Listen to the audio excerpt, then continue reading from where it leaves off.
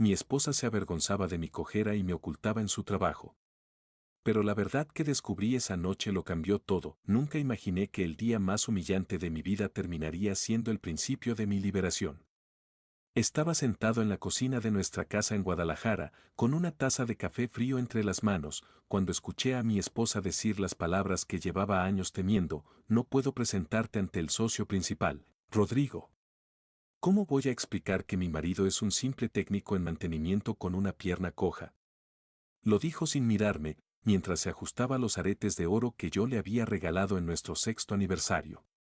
Aretes que costaron 3 meses de mi salario, pero que ella usaba como si fueran baratijas compradas en cualquier mercado. Me llamo Rodrigo Medina. Tengo 42 años, una rodilla destrozada y, hasta hace poco, un matrimonio que creía sólido. Esta es la historia de cómo descubrí que la persona que compartía mi cama me consideraba su mayor vergüenza, y cómo esa verdad terminó liberándome de una prisión que yo mismo había construido. Todo comenzó 4 años antes, cuando trabajaba como supervisor de proyectos eléctricos para una de las empresas más grandes del occidente del país. No era un trabajo glamoroso, pero pagaba bien y me permitía usar mi cerebro además de mis manos. Había empezado como ayudante de electricista a los 17 años, aprendiendo el oficio de mi padre en las calles polvorientas de Lagos de Moreno. A los 35 ya coordinaba equipos de 40 personas en instalaciones industriales que abarcaban desde plantas procesadoras hasta centros comerciales. Mi padre siempre decía que el trabajo honesto era la única herencia que podía dejarme. Murió cuando yo tenía 25 años, de un infarto mientras instalaba un sistema eléctrico en una casa de Chapala. Lo encontraron con las herramientas todavía en las manos. Yo juré ese día que honraría su memoria trabajando con la misma dedicación que él siempre demostró. Luisa y yo nos conocimos en la Feria de San Marcos, en Aguascalientes. Ella vendía seguros en aquel entonces, recién egresada de la carrera de administración, con deudas de colegiatura y un departamento compartido con 3 compañeras en una colonia popular. Yo la vi discutiendo con un vendedor de algodón de azúcar que le había cobrado de más, y algo en su determinación me atrajo inmediatamente. La invité a cenar tacos de barbacoa en un puesto callejero. Ella aceptó sin dudarlo, sin hacer comentarios sobre lo modesto del lugar ni sobre mi ropa de trabajo que todavía olía a cable quemado. Esa noche me confesó que su padre había perdido todo en un negocio fallido cuando ella tenía 15 años. De tener una casa grande en una colonia residencial, pasaron a un departamento de 2 cuartos donde dormían los 4 hermanos juntos. Me dijo que estaba decidida a nunca depender económicamente de nadie, a construir su propio camino sin importar el costo. Me gustó su honestidad. Me gustó su ambición, que en ese momento parecía sana y dirigida. Me gustó su forma de reírse de sí misma cuando derramó salsa en su blusa nueva y simplemente se encogió de hombros diciendo que ya necesitaba una excusa para comprar otra. Nos casamos 2 años después, en una ceremonia pequeña en la iglesia de mi pueblo natal. Mi madre lloró de alegría. Los padres de Luisa asistieron con reservas, preocupados de que su hija se casara con un simple electricista. Pero Luisa les dijo que me amaba, y eso fue suficiente. Los primeros años fueron difíciles pero felices. Yo la apoyé mientras estudiaba una maestría en Derecho Corporativo, pagando la colegiatura completa porque su sueldo apenas alcanzaba para sus gastos personales. Muchas noches llegué a casa después de jornadas de 12 horas, con las manos ampolladas y el cuerpo adolorido, solo para encontrarla estudiando en la mesa de la cocina. Le preparaba café, le daba un beso en la frente y me iba a dormir sin quejarme. Ella me prometió que algún día me lo pagaría. Que cuando fuera abogada exitosa, me daría la vida que yo merecía. Yo le dije que no necesitaba nada más que tenerla a mi lado. En ese momento, lo decía en serio. El accidente ocurrió en una planta procesadora de alimentos en los Altos de Jalisco. Era un proyecto grande, la instalación eléctrica completa de una nave industrial que procesaría aguacates para exportación. Yo estaba supervisando el trabajo en el tercer nivel cuando escuché un crujido metálico que me heló la sangre. El andamio cedió antes de que pudiera reaccionar. Caí casi 6 metros, golpeando varios tubos y estructuras en el camino hacia abajo.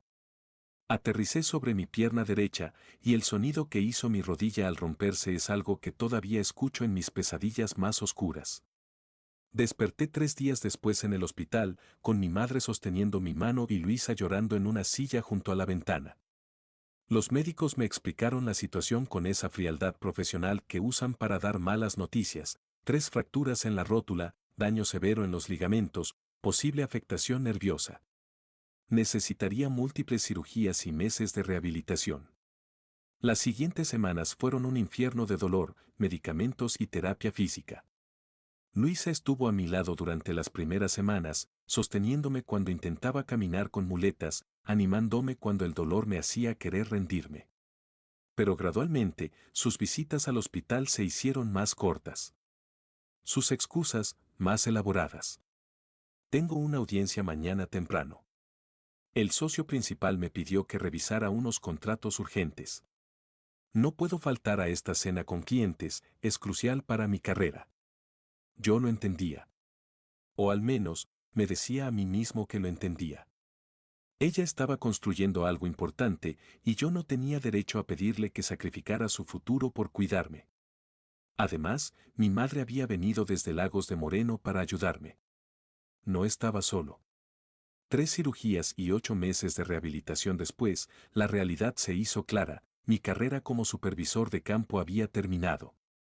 Podía caminar, sí, pero con una cojera permanente que me impedía subir escaleras con facilidad o permanecer de pie más de 2 horas seguidas. La empresa me indemnizó generosamente y recibí una pensión por incapacidad que cubría nuestros gastos básicos. Pero algo había cambiado entre Luisa y yo.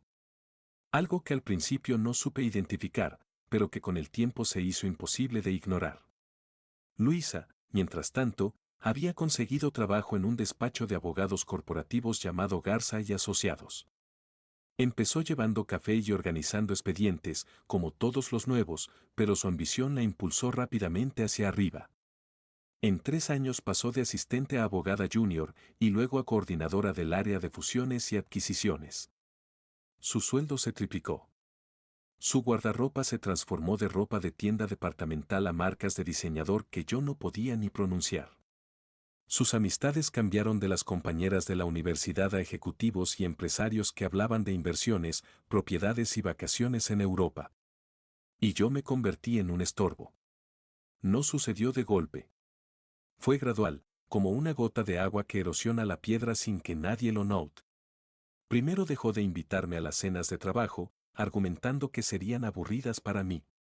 Luego empezó a llegar tarde sin explicaciones detalladas, fue una reunión larga que yo aceptaba sin cuestionar. Después comenzó a criticar pequeñas cosas. Mi ropa, mi forma de hablar, mis amigos de la colonia. ¿Tienes que usar esas camisas tan corrientes? Pareces velador de estacionamiento.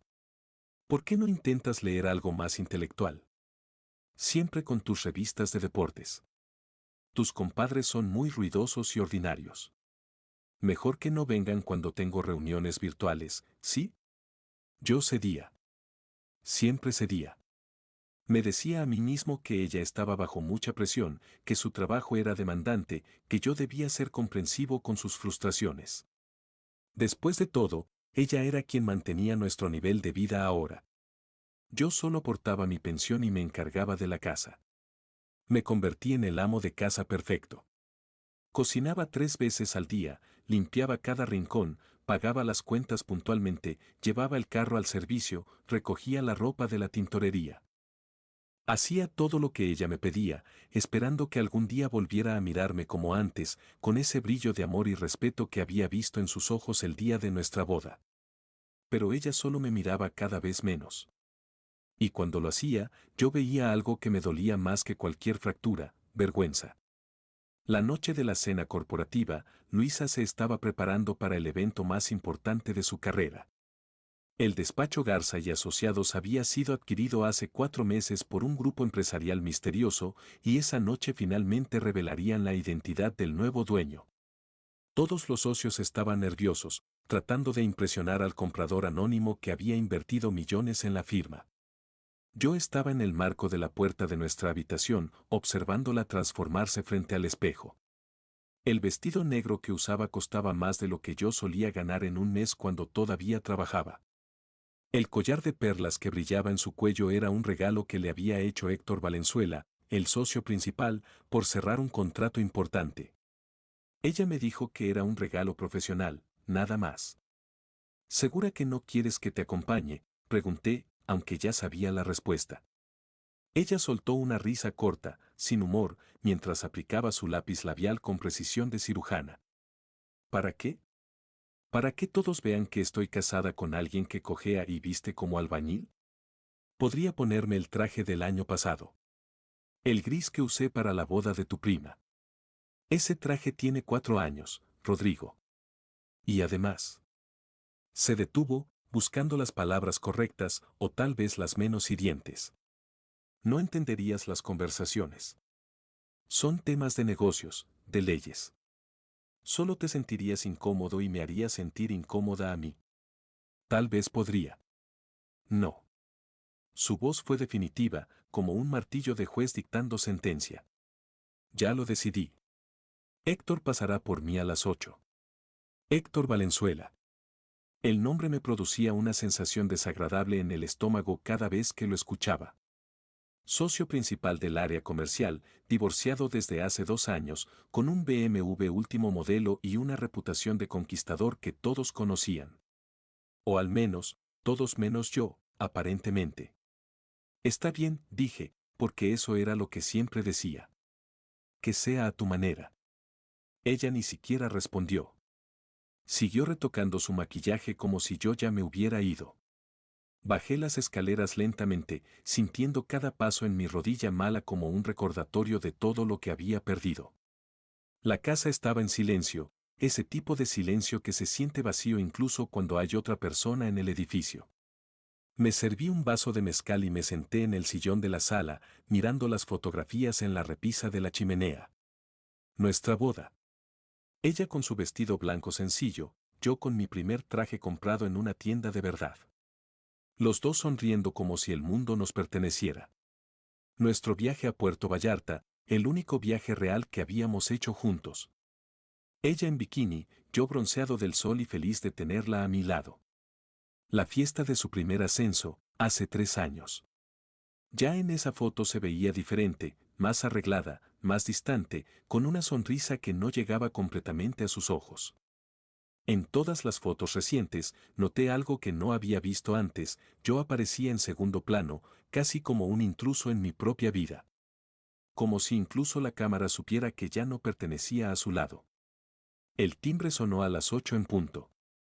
Abrí la puerta para encontrar a Héctor Valenzuela parado ahí con su smoking impecable, sosteniendo un ramillete de flores como si fueran a un baile de preparatoria. Rodrigo, dijo con esa sonrisa practicada que nunca llegaba a sus ojos. ¿Cómo estás? ¿Te ves bien? Yo vestía pantalones de mezclilla gastados y una camiseta de los Chivas. Gracias, Héctor. ¿Tú también? ¿Ese smoking es Armani? Hugo Boss, en realidad. Su tono era de suficiencia mal disimulada. Ah, muy elegante. Yo tuve un Hugo Boss una vez. Bueno, era una playera que decía Hugo en el frente, pero cuenta, ¿no? Su sonrisa flaqueó un poco, sin saber si estaba bromeando o insultándolo. Antes de que pudiera responder. Luisa apareció en la parte superior de las escaleras como si estuviera haciendo una gran entrada en una película de Hollywood. La mandíbula de Héctor prácticamente cayó al suelo, y debo admitir que ella se veía impresionante. Por un momento, solo por un momento, recordé por qué me había enamorado de ella en primer lugar. Esa mujer segura, radiante, ambiciosa. Solo que ahora esa ambición estaba dirigida hacia lugares donde yo ya no existía. ¿Lista?, preguntó Héctor, ofreciéndole su brazo con exagerada caballerosidad. Ella lo tomó sin volver a mirarme. Más que lista. Nos vemos mañana, Rodrigo. Los vi caminar hacia su BMW reluciente.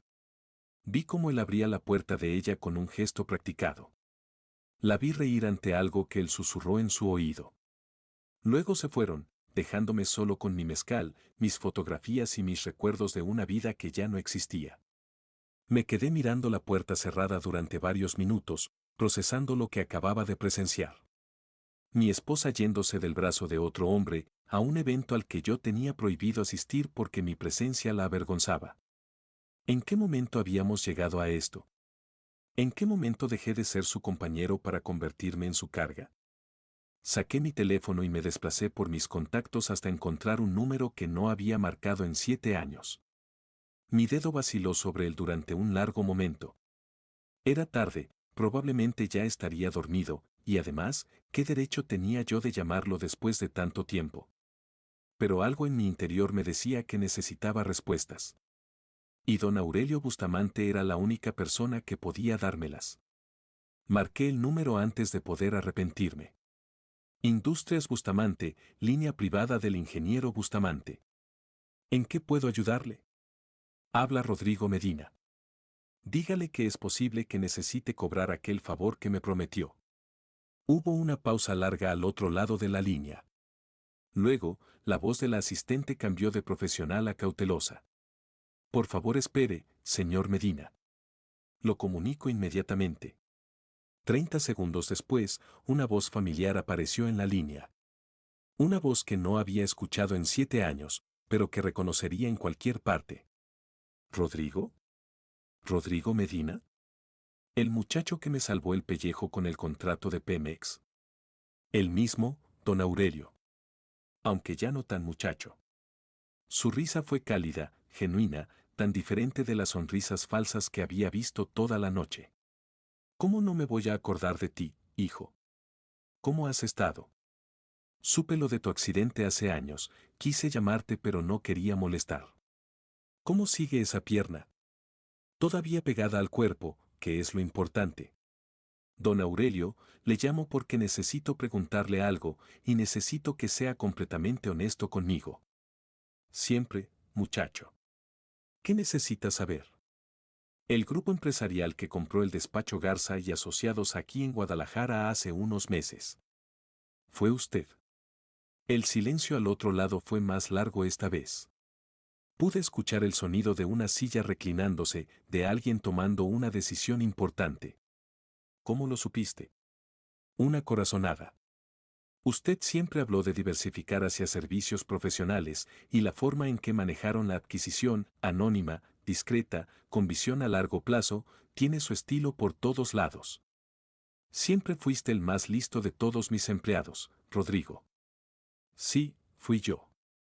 Compré la firma hace 4 meses como parte de mi estrategia de expansión. ¿Por qué preguntas? Mi esposa trabaja ahí. ¿Tu esposa? Escuché el sonido de teclas de computadora. ¿Cómo se llama? Luisa Medina. Aunque en el trabajo usa su apellido de soltera, Luisa Coronado. Más tecleo. Luego un silencio que me pareció eterno. Válgame Dios, Rodrigo. Esa licenciada ha estado muy insistente en conseguir una reunión privada conmigo. Envió su currículum 3 veces con una foto muy profesional. Incluso su asistente llamó la semana pasada para organizar una cena de negocios. ¿Una cena? Sí. Y en su perfil profesional, la información que envió cuando solicitó la reunión. Rodrigo, específicamente dice que está soltera y disponible para proyectos especiales de alto nivel.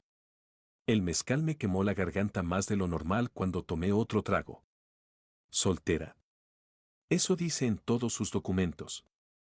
Lo estoy viendo ahora mismo en mi pantalla. Estado civil, soltera. Disponibilidad, completa. Incluso hay una nota que dice que está dispuesta a viajar y reubicarse si los proyectos lo requieren. Me quedé en silencio, procesando lo que significaba aquello. Mi esposa no solo me excluía de su vida laboral. No solo se avergonzaba de mí. Había borrado mi existencia por completo de su identidad profesional. Para todos sus colegas, para todos sus contactos, para el mundo entero fuera de nuestra casa, yo simplemente no existía. Rodrigo, ¿sigues ahí? Sí, don Aurelio. Sigo aquí. Mira, hijo, no sé qué está pasando entre ustedes, pero hace 7 años me hiciste un favor que nunca he podido pagarte. Si necesitas algo, lo que sea, cualquier cosa, Solo tienes que pedirlo. Esa promesa que te hice sigue vigente. Recordé aquellos meses como si hubieran sido ayer. Don Aurelio había heredado una constructora mediana de su padre, pero era joven e inexperto, y una serie de malos contratos con empresas fantasma casi lo destruye todo. Su contador había cometido errores que bordeaban lo criminal, y la empresa estaba al borde de la bancarrota cuando yo llegué como consultor externo. Trabajé jornadas de 18 horas durante 6 meses seguidos. Reestructuré operaciones, renegocié contratos, identifiqué los proyectos rentables y eliminé los que solo drenaban recursos. Salvé empleos de 200 familias que dependían de esa empresa. Cuando terminé, don Aurelio estaba en camino de convertirse en uno de los constructores más importantes del país. Me ofreció una sociedad del 20%. La rechacé. Estaba feliz siendo simplemente un buen técnico, viviendo una vida sencilla con mi esposa que me amaba. O eso creía yo. Pero don Aurelio me hizo una promesa esa noche, mientras tomábamos tequila en su oficina: cualquier cosa que necesitara, cualquier momento de mi vida, solo tenía que pedirla. Sin preguntas, sin condiciones, sin límites. Don Aurelio, dije lentamente, sintiendo que las palabras marcaban el inicio de algo que no podría detener, creo que es hora de cobrar ese favor. Luisa no regresó esa noche. La esperé hasta las 2 de la mañana, luego me fui a dormir solo, como tantas otras noches en los últimos años. A las 6 de la mañana me desperté con el sonido de mensajes en mi teléfono. Eran de ella. La cena se extendió. Me quedé en un hotel. Nos vemos en la mañana. Ni una disculpa. Ni una explicación. Solo una notificación fría, como si yo fuera un empleado al que había que informar de sus movimientos. Me preparé un café y me senté a esperar. A las 10 de la mañana, escuché su carro entrar bruscamente en la cochera. La puerta principal se abrió de golpe, y ella apareció en la cocina todavía con el vestido de noche pero con el maquillaje corrido y el peinado completamente deshecho. Pero lo que más me impactó fue su expresión. No era la cara de alguien que había tenido una noche de diversión. Era terror puro. Tenemos que hablar, dijo, y su voz temblaba de una manera que nunca había escuchado antes. ¿Sobre qué? Antes de que pudiera responder, otro automóvil se detuvo frente a nuestra casa. Un Mercedes negro, del tipo que cuesta más que algunas casas en nuestra colonia. Luisa palideció visiblemente cuando vio por la ventana quién bajaba del vehículo. ¡Ay, Dios mío! Me siguió hasta acá. Don Aurelio Bustamante entró a mi cocina como si fuera el dueño del lugar. A sus 63 años, su cabello era completamente plateado, pero sus ojos todavía brillaban con esa inteligencia aguda que lo había convertido en un titán de la industria. Vestía de manera casual, pantalones de vestir y una camisa sin corbata, pero proyectaba más autoridad que cualquier ejecutivo en traje de 3 piezas. Miró a Luisa. Luego me miró a mí. Y una sonrisa irónica apareció en su rostro. Vaya, vaya, dijo suavemente, saboreando cada palabra. Así que la ambiciosa licenciada Coronado, tan dispuesta a reuniones privadas y proyectos especiales, resulta ser la esposa de mi amigo Rodrigo Medina. El mundo es verdaderamente un pañuelo muy pequeño. Luisa lo miraba como si hubiera visto un fantasma. Señor Bustamante, yo puedo explicarlo. Esto no es lo que parece, hay un malentendido. No. No es exactamente lo que parece. Él se sentó a mi mesa sin pedir permiso, con la comodidad de alguien acostumbrado a estar al mando en cualquier situación.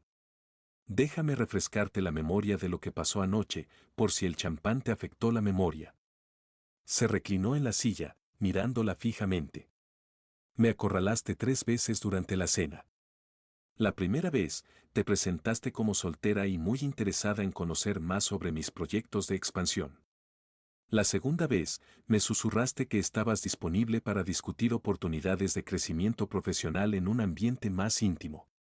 La tercera vez, cuando yo intentaba escapar de tu persistencia, deslizaste la llave de tu habitación de hotel en el bolsillo de mi saco. Sacó una tarjeta plástica de su chaqueta y la puso sobre la mesa con un golpe seco. Suite 712, Hotel Presidente Intercontinental. El logo dorado brillaba bajo la luz de la mañana como una acusación silenciosa. Miré a mi esposa, esperando una negación, una explicación, cualquier cosa que demostrara que esto era un malentendido ridículo. Pero ella solo bajó la mirada, incapaz de sostener mis ojos. ¿Tienes algo que decir?, pregunté, con una calma que me sorprendió a mí mismo. Era como si estuviera observando la escena desde afuera, como un espectador de mi propia tragedia. Rodrigo, las cosas entre nosotros han estado mal por mucho tiempo. Su voz era apenas un susurro. Yo solo estaba tratando de asegurar mi futuro, de abrir puertas, ¿De acostarte con tu jefe para conseguir un ascenso? Las palabras salieron de mi boca antes de que pudiera detenerlas. ¿Eso es asegurar tu futuro? No es así. Levantó la voz, a la defensiva. No entiendes la presión bajo la que estoy. Los hombres en mi industria no tienen que demostrar nada, pero las mujeres tenemos que trabajar el doble para conseguir la mitad del reconocimiento. Yo solo estaba usando las herramientas que tenía disponibles. Don Aurelio soltó una risa seca, sin humor. Las herramientas que tenía disponibles. Qué forma tan elegante de describirlo. ¿Y esas herramientas incluyen fingir ser soltera? ¿Incluyen borrar a tu esposo de tu existencia profesional? Él no entiende mi mundo, dijo Luisa, señalándome como si yo fuera un mueble. No encaja. No tiene educación universitaria, no sabe de negocios, no sabe comportarse en sociedad. ¿Cómo iba a presentarlo ante mis colegas? ¿Cómo iba a explicar que estaba casada con un técnico electricista que cojea y viste como obrero? El silencio que siguió fue tan denso que podría haberse cortado con un cuchillo. Don Aurelio me miró con una expresión que mezclaba lástima y furia contenida. Yo simplemente me quedé inmóvil, procesando lo que acababa de escuchar. Mi esposa, la mujer con la que había compartido 8 años de mi vida, la mujer por la que había sacrificado tanto, acababa de llamarme ignorante y vergonzoso frente a un testigo. Señora, dijo don Aurelio lentamente, con una voz que helaba la sangre, el hombre que usted acaba de describir como un técnico ignorante que no sabe de negocios, es la razón por la que mi empresa existe hoy. Es la razón por la que 200 familias tienen trabajo. Es la razón por la que yo no estoy en la calle mendigando. Luisa parpadeó, confundida. No entiendo. Hace 7 años, Rodrigo Medina trabajó 6 meses sin descanso para salvar mi constructora de la quiebra. Me cobró la mitad de lo que cobraban los consultores de traje que yo había contratado antes y logró el triple de resultados. Cuando terminó, le ofrecí una sociedad del 20% de mi empresa. Una sociedad que hoy valdría aproximadamente 40 millones de pesos. Los ojos de Luisa se abrieron enormemente. ¿40 millones? La rechazó. ¿Sabe por qué?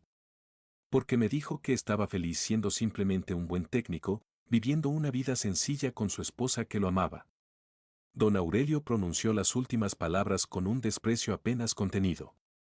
Es el hombre más íntegro que he conocido en 40 años de negocios. Y usted lo ha estado tratando como basura. Hubo un silencio largo mientras Luisa procesaba esta información. Pude ver los engranajes girando en su cabeza, recalculando todo lo que creía saber sobre mí.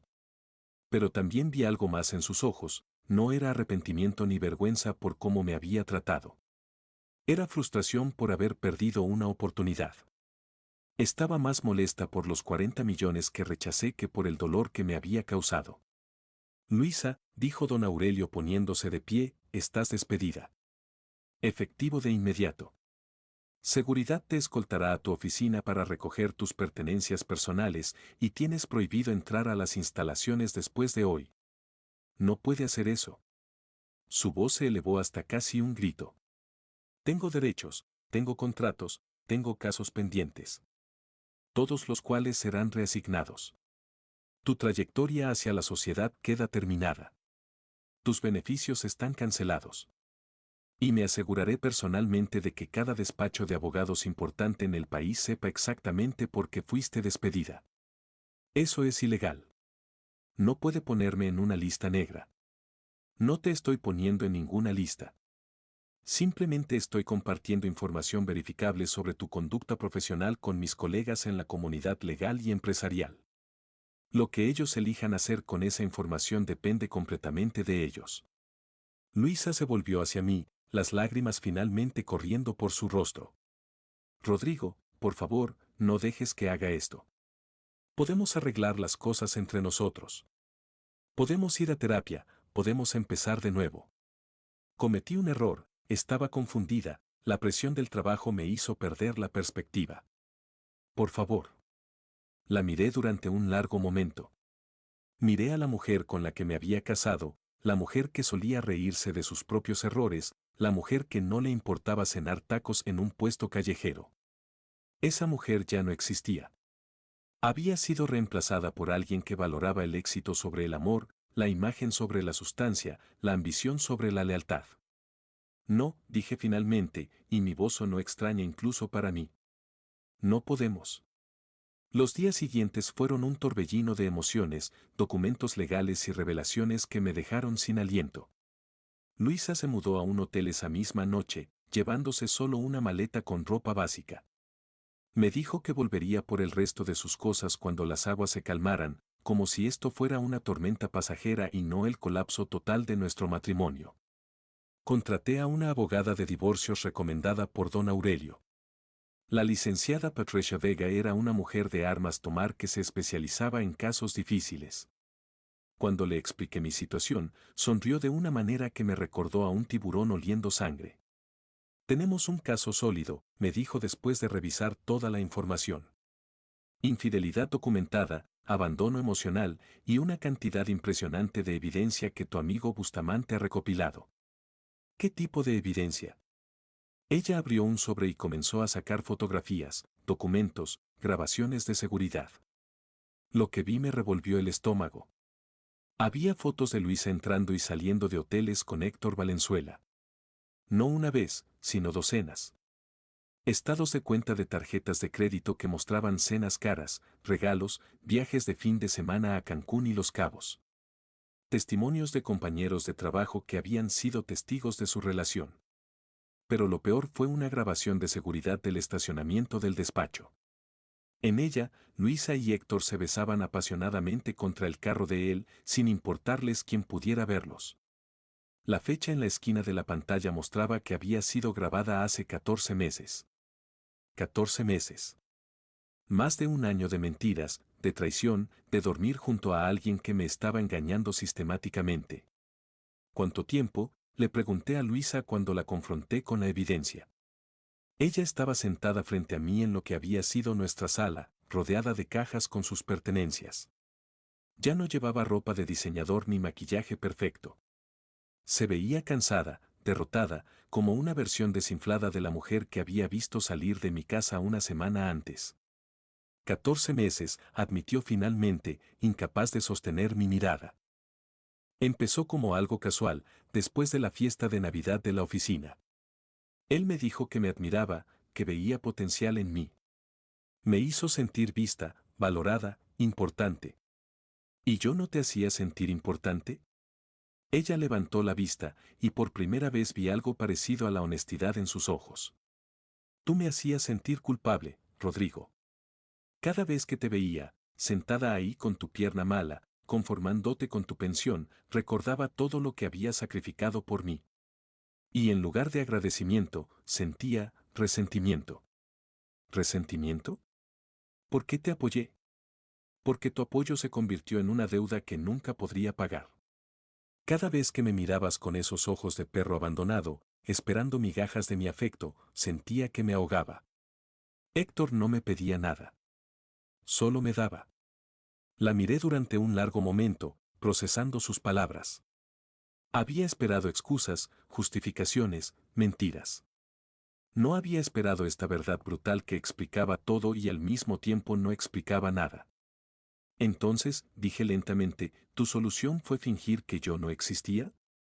¿Borrarme de tu vida como si fuera un error que querías olvidar? Era más fácil así. Me puse de pie, incapaz de seguir sentado frente a ella. Firmarás los papeles del divorcio mañana. No te llevarás nada de lo que construimos juntos, porque aparentemente yo nunca fui parte de tu vida de todas formas. Solo tu ropa y tu carro. El resto es mío. Rodrigo, eso no es justo. También contribuí a esta casa, a nuestros ahorros. Contribuiste mintiendo durante 14 meses. Contribuiste avergonzándote de mi frente a tus colegas. Contribuiste intentando acostarte con tu jefe para conseguir un ascenso. Me detuve en la puerta, mirándola una última vez. Tuviste suerte de que don Aurelio sea mi amigo y no un hombre rencoroso. Otro en su lugar te habría destruido completamente. Al menos así todavía tienes una oportunidad de reconstruir tu vida. ¿Y qué hay de nosotros? ¿8 años no significan nada? Significaban todo para mí, Luisa. Aparentemente, nunca significaron nada para ti. El divorcio se finalizó 3 meses después. Gracias a las pruebas de infidelidad y a la habilidad de la licenciada Vega, fue un proceso relativamente limpio. Luisa se quedó con su ropa, su carro y sus deudas de tarjetas de crédito que había acumulado comprando ropa de diseñador y regalos para Héctor. Yo me quedé con la casa, los ahorros, y algo que valía más que todo eso combinado, mi dignidad. Don Aurelio cumplió su promesa de cobrar el favor que me debía. Me ofreció un puesto como director de control de calidad en su constructora, supervisando proyectos desde una oficina en lugar del campo. El salario era 3 veces lo que había ganado antes del accidente. No necesito caridad, le dije cuando me presentó la oferta. No es caridad, muchacho, respondió él con esa sonrisa que me recordaba por qué lo respetaba tanto. Es justicia retrasada. Debí insistir más cuando rechazaste la sociedad hace 7 años. Ahora solo estoy corrigiendo mi error. Héctor Valenzuela también enfrentó consecuencias, aunque no las que él esperaba. Don Aurelio ordenó una auditoría completa de su gestión como socio principal, y lo que encontraron fue devastador. Horas facturadas falsamente, gastos personales cargados a clientes corporativos, conflictos de interés no declarados. El Colegio de Abogados suspendió su licencia indefinidamente mientras investigaban las acusaciones. La última vez que supe de él, estaba vendiendo seguros de autos en una agencia de la periferia. Irónico, considerando que así era como Luisa se ganaba la vida cuando la conocí. En cuanto a Luisa, encontró trabajo eventualmente. Un despacho pequeño en una ciudad fronteriza, llevando casos de tráfico y accidentes menores. Muy lejos de los contratos multimillonarios y las fusiones corporativas que había soñado manejar. Me escribió una vez, 6 meses después de que todo terminara. Un mensaje largo donde me pedía perdón, donde explicaba las presiones que había sentido, donde prometía que había cambiado. No respondí. No porque la odiara, sino porque finalmente había entendido algo importante. No era mi responsabilidad absolverla. No era mi trabajo hacerla sentir mejor sobre las decisiones que había tomado. Ella había elegido su camino y ahora tenía que vivir con las consecuencias. Han pasado 18 meses desde aquella noche en que Luisa me prohibió acompañarla a la cena corporativa. Mi vida es irreconocible comparada con entonces, pero de la mejor manera posible. Trabajo en algo que me apasiona, supervisando la calidad de proyectos que dan empleo a cientos de familias en todo el occidente del país. Mi pierna sigue molestándome cuando cambia el clima, pero he aprendido a ver esa molestia como un recordatorio de lo que sobreviví, no de lo que perdí. He recuperado amistades que había abandonado por complacer a una mujer que nunca estuvo satisfecha. Mi compadre Julián y yo volvemos a jugar dominó los domingos, como hacíamos antes de que Luisa decidiera que él era demasiado corriente para nuestra casa. Mi madre viene desde Lagos de Moreno cada mes para visitarme y cocina esas enchiladas que me recuerdan a mi infancia. Incluso empecé a ir a terapia, algo que Luisa siempre consideró innecesario. He pasado muchas sesiones tratando de entender cómo permití que alguien me hiciera sentir tan pequeño durante tantos años, cómo confundí el amor con el sacrificio, cómo me perdí a mí mismo tratando de ser suficiente para alguien que ya había decidido que nunca lo sería. El terapeuta me dijo algo que se quedó conmigo: el problema no era que usted no fuera suficiente, Rodrigo. El problema era que ella necesitaba que usted fuera insuficiente para justificar sus propias decisiones. Usted era el chivo expiatorio de su insatisfacción consigo misma. No sé si eso es completamente cierto, pero ayuda. No estoy buscando pareja activamente. Después de lo que viví, Necesito tiempo para recordar quién soy cuando no estoy tratando de ser suficiente para alguien más. Pero ya no me siento solo como antes. Me siento completo de una manera que no había experimentado en años. La última vez que vi a Luisa fue hace un mes, en la boda de una prima en común. Ella estaba sola, con un vestido modesto que no se parecía en nada a la ropa de diseñador que solía usar. Me saludó desde lejos con un gesto tímido, y yo asentí cortésmente antes de voltear hacia otro lado.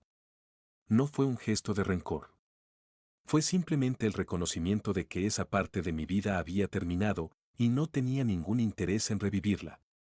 Después de la boda, mientras manejaba de regreso a Guadalajara por la carretera vacía, pensé en todo lo que había pasado. En el accidente que pensé que había destruido mi vida, pero que en realidad solo había revelado la fragilidad de un matrimonio que ya estaba condenado. En las humillaciones que soporté durante años, convenciéndome de que era amor. En el momento en que finalmente dije no más. Mi padre solía decir que el trabajo honesto era la única herencia que podía dejarme. Pero ahora entiendo que me dejó algo más valioso, el ejemplo de un hombre que nunca se avergonzó de quién era, que nunca fingió ser algo que no era para complacer a otros, que murió con las herramientas en las manos porque eso era lo que amaba hacer. Me llamo Rodrigo Medina. Tengo 43 años, una rodilla que me recuerda cada mañana que los accidentes pasan y una vida que reconstruí desde los escombros de un matrimonio que no valía la pena salvar. No me avergüenzo de mi origen humilde. No me avergüenzo de mi cojera. No me avergüenzo de los años que perdí tratando de complacer a alguien que nunca me valoró. Esas experiencias me hicieron quien soy hoy, alguien que sabe exactamente cuánto vale y que nunca más aceptará ser tratado como menos. Y eso, al final, es lo único que realmente importa.